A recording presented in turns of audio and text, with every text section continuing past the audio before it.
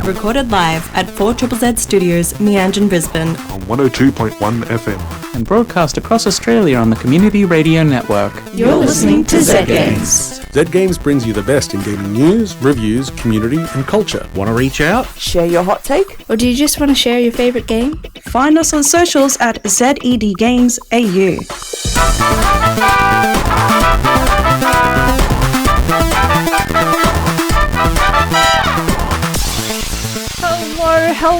Hello, you're listening to ZedGames. My name is Zahra, and with me in the studio tonight is... Caroline. And... Hazel. How are you two tonight? Pumped! Woo! We've actually got quite a lot to go over tonight. We've got the Week in Gaming News by Toby, and I don't know if you know this, but stuff's kind of popping off. I do, because I read it. Oh, I am out there. up to date. I am on the ball. I have my pulse on the gaming news. Pulse. You have your pulse on the finger? No, my finger. Yeah, a pulse on the gaming pulse. I give up now. Okay, I'm leaving my...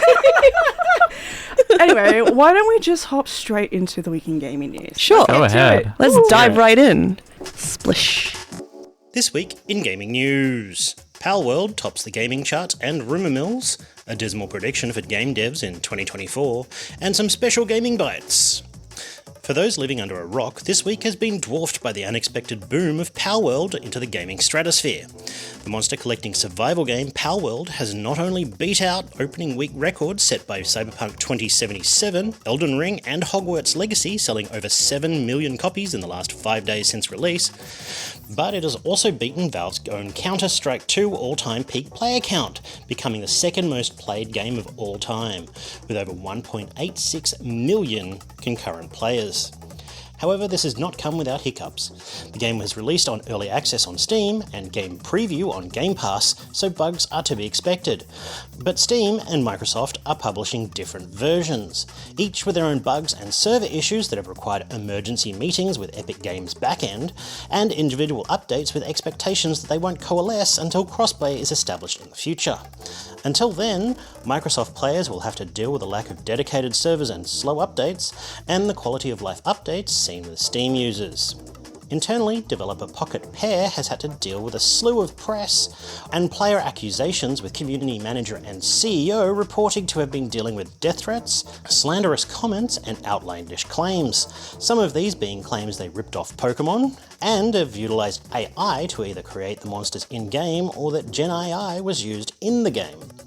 The CEO, Takuro Mitsubi, has responded to at least one claim, stating that "We have absolutely no intention of infringing upon the intellectual property of other companies." But not all are convinced, with former head of Pokemon Legals team Dan McGowan saying the game looks like the usual rip-off nonsense that I would see 1,000 times a year when I was chief legal officer for Pokemon. And not without cause, with a mod already released and removed that not only put Pokemon into Palworld, but also Ash, Misty and Team Rocket. Creator Toasted Shoes put out a statement after the mod's removal. "Nintendo has come for me. Please leave me in your thoughts and prayers." The 2024 forecast for game developers. After more layoffs, game devs are facing a hard reality this week, with Riot laying off 11% of its workforce. That's 530 people losing their jobs, with the blame being put on management's decision to rapidly expand after the pandemic. And it's not the only one, with the trend continuing in more studios. 2K's 21st Union is cutting team members even after the momentous move to California. Embracer Group is trying to find a buyer for developer Piranha Bytes, and the developer of recently released VR game Micro Machine Mini Challenge Mayhem, Wemo Games, have announced they've closed their doors, with around 3 dozen staff let out in the cold. With 1/3 of developers being impacted by layoffs in the last year, and more than half of developers concerned about their futures, we can see there are challenges to face in the future. Experts are increasing the worry, with expectations the gaming industry will face challenges possibly into 2025, after the abundance of games released in 2020 and 2021 pushing unrealistic release schedules. Despite this, industry leaders are optimistic of the long-term survivability of game development, leaning on the industry's resilience and potential growth in the future. And now for some gaming bites. Awesome Games Done Quick is back, with AGDQ 2024 streaming over 135 speedruns and raising over $2.5 million for the Prevent Cancer Foundation during the week-long event. While earlier this week it was rumoured Bulletstorm VR was to be removed from the PS5 store and auto-refunded, it has come to light that only Japan and South Korea will be receiving this golden ticket, with the rest of the world left to fend for ourselves. And for those looking forward to the game Indiana Jones and the Great Circle, Harrison Ford is not voicing Indiana Jones. Rather, Troy Baker, the voice actor behind The Last of Us Joel, Bioshock's Infinite's Brooker DeWitt, and many more. Oh, and the finalists for the Free Play Awards of 2024 have been announced. If you don't know what they are, it's the world's longest running independent games festival, with the awards ceremony to take place on the 29th of February in Melbourne. These awards focus on Australian and New Zealand indie grassroots game artists and developers, with this year's nominees to include Unpacking from Witchbeam Games, Wayward Strand from Ghost Pattern, and DAP from Melting Parrot, plus many, many more. Check out the link in our news article for the full list of this year's nominations. And now for the upcoming game releases. Friday 26th brings us 2 new releases, with Like a Dragon Infinite Wealth coming to PC, PlayStation and Xbox, and Tekken 8 coming to PC and next-gen consoles. On Tuesday the 30th, Rugby 24 comes to PC, PlayStation and Xbox. Wednesday the 31st, the DLC for 2021's Eastward Octopia DLC is coming to PC and Switch. And lastly, Thursday the 1st of February, Grand Brew Fantasy Relink comes to PC and PlayStation. And that's all this week in Gaming News. Thank you so much for the week in Gaming News, Toby. Thank you. Bravo We for the love it. news. And can I just say, it's nice to hear about legal stuff that isn't people being laid off. I mean, I know we had that in the news, but I'm referencing the Power World stuff. Ah, yes. Just some good old-fashioned, is this copyright infringement? Love And it. it's between like 2 decently sized companies, Yeah. or rather 1 decently sized company and 1 mega corporation. Yeah, So it's like, I don't know, it feels a little more even than when they go after like tiny indie creators. yeah, it's a little bit more level. It's like an elephant fighting, I don't know, an ox. A cougar. A cougar. I mean, A booger. A booger? What's a booger? A booger is a cross between a cougar and a bobcat.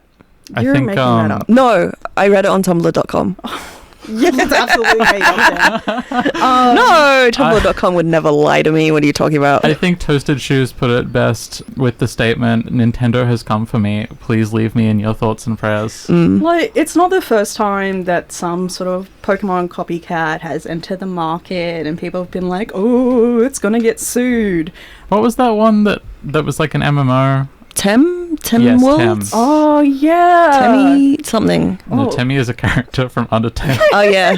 That too. I was gonna say, like, you know, I don't even remember the times that a company got sued by, like, Nintendo over Pokemon. But then maybe that's why I don't hear about it, because, like, perhaps that has been erased from memory. They tend as to part of their legal processes. issue warnings to small people who do fan games, and then people are like, okay, I cannot stand against the might that is Nintendo, Yes. and they remove it. Yes. I think So generally you don't hear about the legal process that much because it's good legal advice to not publicly talk about your court case. Yes. And Yeah. that is the lesson for the day, I guess.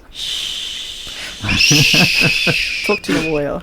Up next, we have a little interview with Dave from Brisbane Social RPG, who's going to tell us about an event that is taking place on the 3rd of February.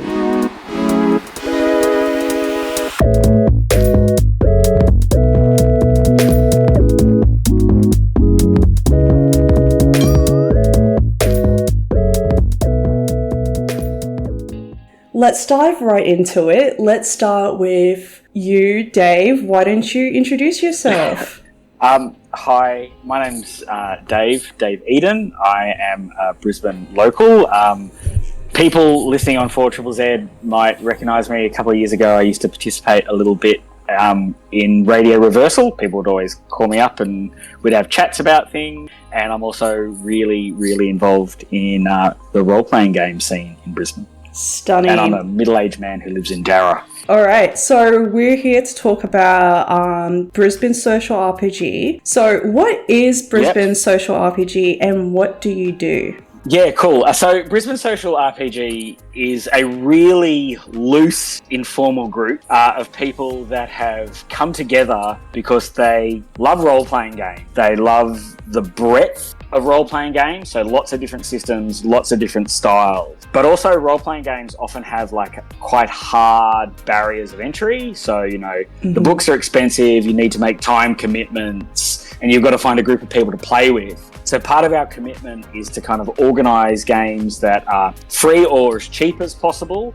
that are often really rules-light systems and are open and run in a kind of open, low commitment, either one shot or what's called a West Marches style game, so people can drop in and drop out as they want. This year we ran a Halloween event. Last year we ran a thing last year called Other Dungeons with Different Dragons. So so it was about people running a game that had to be set in a dungeon. It had to involve a dragon, broadly conceived, but you couldn't use the Dungeons & Dragons 5th edition rule set. When you look at the stats, it's 95 to 98% of games are that game. Yeah. And like we are not anti Dungeons & Dragons as a position, but we're about creating the environment for other kinds of games. So we thought it would be really fun.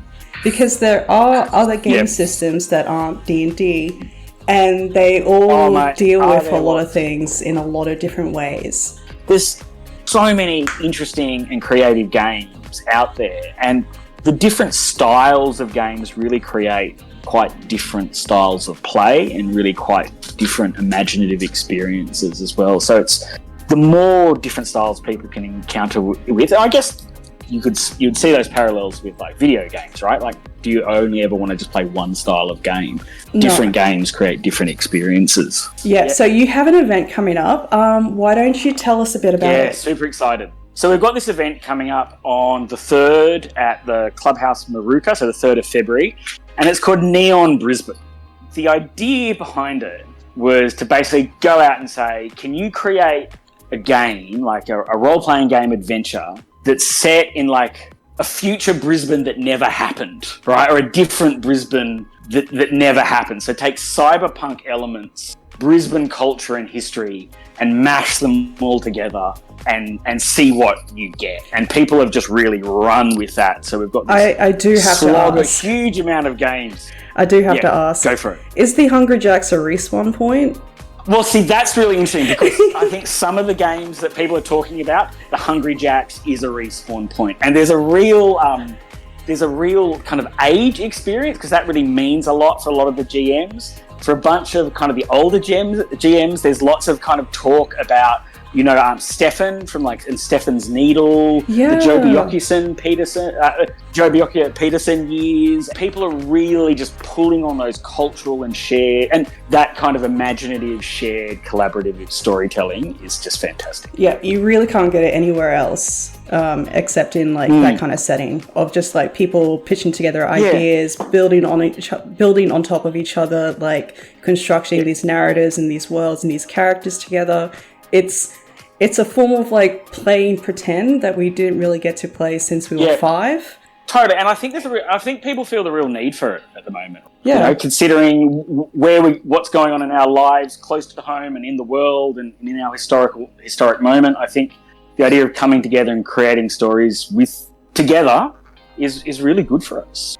And I think sometimes people are intimidated about like learning new systems or the cognitive load and all this kind of stuff. So we really try to create an environment where it's really, really low barrier that in the kind of games we put together, it's never expected that you need to know the system when you walk into the room. So we have actually answered pretty much all the questions, except what is your all reliable system and what system are you most looking forward to? Yeah. Cool. That's a really good question. So I think probably the system I've been running the most over the last couple of years that's just, you can just pull it out of the box and run is a game called Mörkborg. It's Swedish, so I've probably pronounced that incorrectly. And there's a spin-off of that called Cyborg, which is the cyberpunk version. The system I'm super excited about is a system that I'm running at Neon Brisbane, and that's a system called, with a very not so exciting name, Basic Role Playing. So there's this kind of amazing game that's been going along since the late 70s called RuneQuest, which is it's a Bronze Age mythical world role-playing game, and the system from that was kind of codified as basic role-playing, and that's also the system that sits under Call of Cthulhu, the very popular H.P. Lovecraft game. Put it at the top, Brisbane Social RPG is hosting Neon Brisbane on Saturday, February 3rd at Clubhouse Maruka. Have a look on socials. Correct. We'll share it on our ZedGames page as well. There is tickets going and they are still available, so get on those quick. Otherwise, anything you would like to add before we wrap up? All I'd say is that there's lots of really cool games going on throughout Brisbane and Ipswich and the region at the moment. Some of them are organised through people that are involved in Brisbane Social RPG. Some of them are organised through other groups. Some of them are just organised by individuals. I would just really encourage people to get along to all these opportunities, to try new systems, to meet new people through it. You'll just feel the kind of the variety of kind of great experiences you'll have and imaginative adventures is just it's boundless. And if you like one system, that's great, but I'd really encourage people to take the opportunity to jump into some of the cool games that are going on in Brisbane at the moment.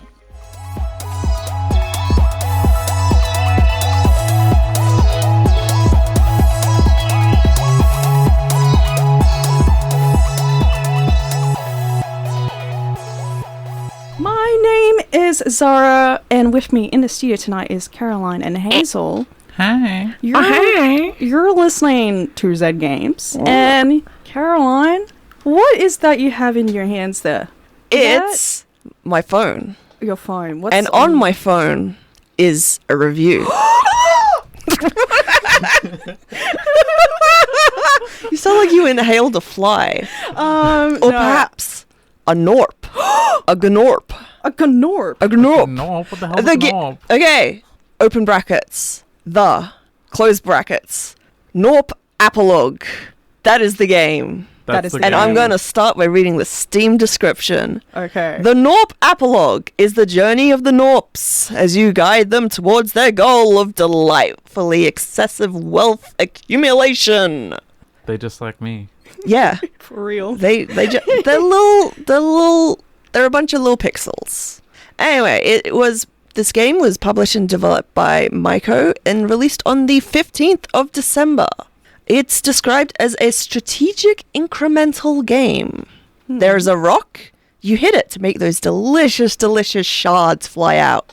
Collect those shards and now you have currency. Buy upgrades, build more homes to attract more Gnorps, to hit the rock more and to collect more shards and so on and so forth. I love hitting the rock to acquire currency. I wish I could hit rock to acquire currency. I would love that. Get your shard collection up to a certain threshold and you'll unlock a talent tree point. And you can allocate that the next time you prestige. That's right, it's along the same vein as Cookie Glicker and its Elk. You can restart the world to gain some pretty hefty bonuses that makes the next run easier. Oh, I love that. Yes. The goal is to get through all 10 compression events.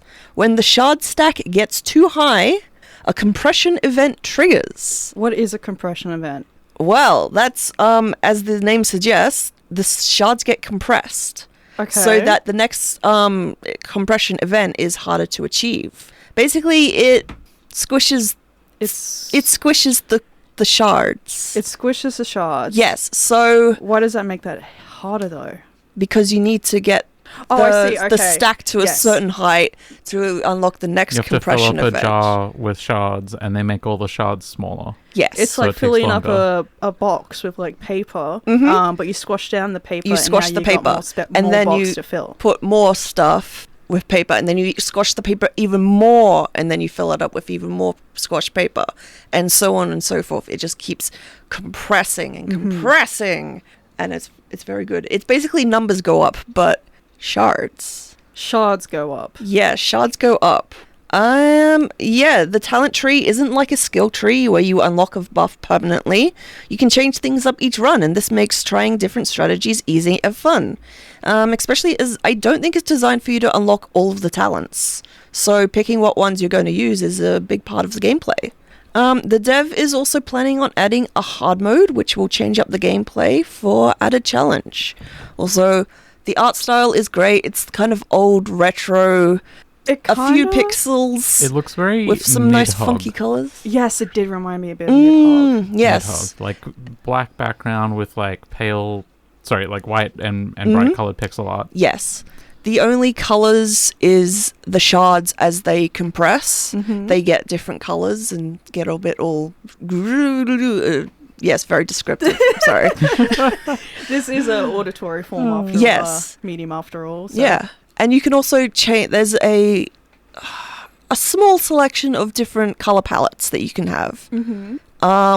There's even an achievement related. It tells you, you can press like F1 to F6, but don't press F8 or F9. And you press it, of course, and it turns everything like bright pink. Oh. And then you get an achievement for doing the thing that you shouldn't have done. I see. Which, of course, yeah. And I've 100%ed it. It took me about a week of just having it on in the background because it's, kind of idle game. You can just let it run. Your little Gnorps will go back and forth. Okay, so it is. I don't think you mentioned that it was an idle game. Oh, no, I forgot. I forgot. But you can... I did spend more time than I wanted to, like, actually upgrading things and getting distracted from my things that I was actually supposed to be doing. I mean, that's kind of the idle game cycle. It's just like, just leave it and forget it, except you don't. Yeah. Except you don't. You start off with a few Gnorps. They build the collecting facility, which allows you to build houses, build other buildings, which will allow you to use Gnorps to unlock Gnorps who will shoot the rock with arrows, with guns, with jetpacks flinging their head against the rock. What? They get a run up and they smash their head into the rock. They smash their head in. Okay, fair enough. And the jetpack dudes drop down from the sky onto the rock. Oh, Toby's just mentioned that the achievement you mentioned for getting like the all pink background. Yeah. The achievement is called My Eyes. Yes. With the caption, "This is your own fault." Yes. Because they told you not to do it. And you did it anyway. And I did it anyway. Which is kind of like... I was fully expecting the game to just wipe my save for that, but... Well, yeah. The one thing I know for sure is that the Gnorps yearn for the mines. The Gnorps... No, there's no mines. There's just rock. They're Gnorps mining yearn for the rock. the rock. They don't have to be in a mine to mine. No, it's just a flat little area. There's a rock, and you start building industry around it. And you get Gnorps to collect the shards. There's mountaineers. You can get rockets, missiles shooting at it. It gets really hectic towards like endgame. It's great. So you create something of like a society entirely based around Isn't this how rock. we got around California? The rock. Oh, it might be. And the end goal is to, go through all 10 compression events, and then it's the end game, which I won't spoil. The end game. The end game. But you won't spoil it. No. Can I have, perhaps a tone? Like, what's the tone of the end game? Is it... Oh, it's just you win. You just win. You win. Okay. And then you can start again. Oh, wait. Are you tricking us? No. It's actually got an end game. It's... Oh, it's end game. Yeah, it's the end game. You can actually complete this game. It's not like Cookie Clicker, which goes on forever and ever and ever. Because it's an idle game. Yes, sorry. It's revolutionary. Yes, it has an end game. It's really good. I really like it. Also, the music is funky. It's like kind of chiptune MIDI. You can groove out to it. Nice. And yeah, if you don't touch the game for a while, it goes into like a screensaver mode, which will just sort of pan around your game, showing the Gnorps doing their thing. Oh, that's fun. Kind of like a little cinematic mode. Just sort of like, and you like an ant farm. You can disable the sound effects, so you can just have the music. It's basically an ant farm, yes. Oh, you're all playing an ant farm. So yeah, you can disable the sound effects and just have the music going, which is great, because the sound effects can get annoying, especially with like the little Gnorps with the Gatling guns. Oh. I want to put this on like our TV and have it in the cinematic mode when guests come over, so they're just watching the Gnorps doing their thing. We could do that. I'm feeling very fond. I love saying Gnorps. But yeah, Gnorps. I'm feeling very fond towards these Gnorps. While we're thinking about the mysteries that Oh yeah, I should say it's $10. Okay, awesome. Which is pretty decent. Pretty decent. Made by I think just one guy. Pretty decent. I price. highly recommend it. Nice. Awesome. All right. How are you two tonight? So good. Yeah. Fantastic. I'm having a great time. I'm having an awesome time, partially because Caroline got me a gift and gave it to me right before the show. I'm going to give listeners 2 guesses as to what it is. You only need 2 guesses. Yeah, it's a 2024 Sonic the Hedgehog calendar for the next 16 months. It looks amazing. I'm super psyched. I'm never going to forget a date ever again. Like, this is probably going to Be the most up-to-date calendar ever. Yes. Just like the January page. Immaculate vibes. Super positive. It's got my favorite blue boy, my favorite yellow boy. They're having fun. They're running around at the speed of sound. And also, we found out what Caroline was telling us. Yes. Another little delightful fact about the Gnorp. The Gnorp Apologue. Apologue? Yes. They wear hats. Yes, there was a little competition run by the dev, and people submitted hats, and the results were announced. And they're cute little lads. Yeah, one of them's got like a little flower crown. There was a flower category. There's someone with like, big glasses. That's a nerd. A nerd, yeah. A nerd. One of them is wearing another Gnorp. Yeah. Which is like if I was walking around carrying you on my head. I mean, Gnorps are strong. Remember the planking challenge? Yeah. I don't want to. While we're remembering things, it's actually time for us to say goodbye and good night. And I love you all. Bye. Goodbye. Thanks for listening to ZedGames. If you'd like to listen to more, you can find us on the Community Radio Plus app or find us on socials at ZedGames AU. See you next time.